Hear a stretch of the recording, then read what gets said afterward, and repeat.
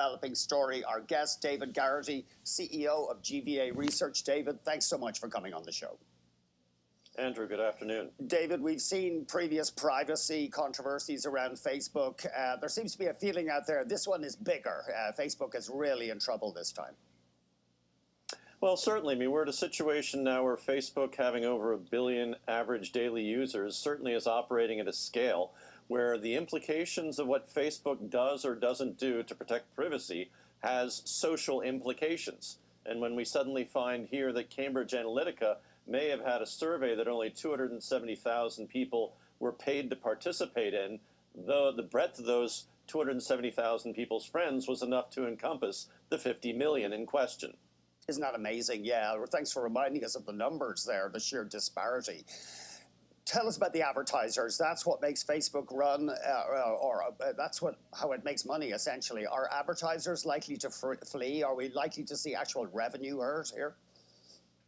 Well, we've already had signs this year that major advertisers such as Procter & Gamble in the United States have decided to start pushing back from social media. They haven't necessarily found the level of conversion that they've wanted to see. And also, there have been practices on the internet, not just in terms of lack of privacy, but also in terms of the proliferation of fake accounts. And then also other digital means which have ended up sort of having these bots that click on ads, wherein advertisers end up paying out the advertising revenue, but there's great uncertainty as to who the actual audience is on the other side.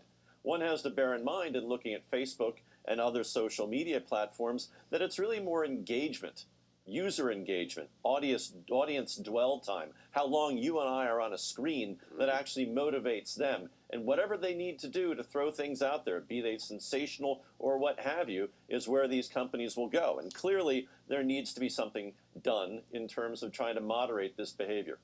You say that Facebook or Zuckerberg, they've exhibited reckless behavior. Tell us why you think that. Well, I mean, if we look back to the earlier days with respect to Zuckerberg getting Facebook launched, sort of his operating principle was move fast and break things. Clearly that works at a small scale early in a company's development. But when something gets up to the size that Facebook has now, as I said earlier, over 1 billion users, having the ability to impact societies and elections at large, certainly this calls for a different set of operating principles and calls for certainly greater probity and maturity. Zuckerberg himself, he's been criticized. He has, in the past, critics say he's hidden behind long, rambling essays on his own Facebook page. He hasn't been front and center here. Sheryl Sandberg has been pretty invisible as well. Are the leadership, are they exhibiting a lack of spine, a lack of resolution, and not coming more public? Well, certainly we saw the case last fall when Facebook and other social media companies were called to testify in Washington, D.C. before the Senate Intelligence Committee. And what we found was that the companies sent forth their general counsels, their legal officers, not the principals. Clearly, that was a very, very bad sign, not necessarily an indication that these companies were going to take responsibility, that the leadership themselves would actually step up. I think also one thing for people to bear in mind is that if we look at the governance of Facebook, Mark Zuckerberg retains majority voting control. Even though there may be a board, they really don't have any ability to restrain management. And because of that situation, it really falls upon government and legal authorities, perhaps, to be the ones to rein in Facebook and its peers. So do you think the politicians will crack down? Well, I would say that the evidence so far isn't very encouraging. Certainly with respect to the Republican Party in the United States, they seem to have been happy with the fact that their own member is actually in the White House and are willing to conscience, a wide range of activities that clearly are detrimental. Certainly in the case of looking over in England and the UK, Brexit was something that was also influenced by Facebook manipulation. And you haven't necessarily seen those who are in favor of Brexit saying, look, hold on, this was all done to some extent under false pretense. Let's unwind this. So this is something I think that at the end of the day, consumers, voters are going to have to argue that they need to find candidates who represent their interests because in many ways, things have been utterly compromised in an unfortunate way. Is Facebook's business model compromised here? Are there systematic problems, Dave? Well, I would argue that, we have to sort of look now at the design of the internet as a whole. We've been operating, trying to communicate with one another. Invariably, these have been going through servers. We found that these servers, whether they're operated by Facebook or others, have been compromised by state actors or other hackers.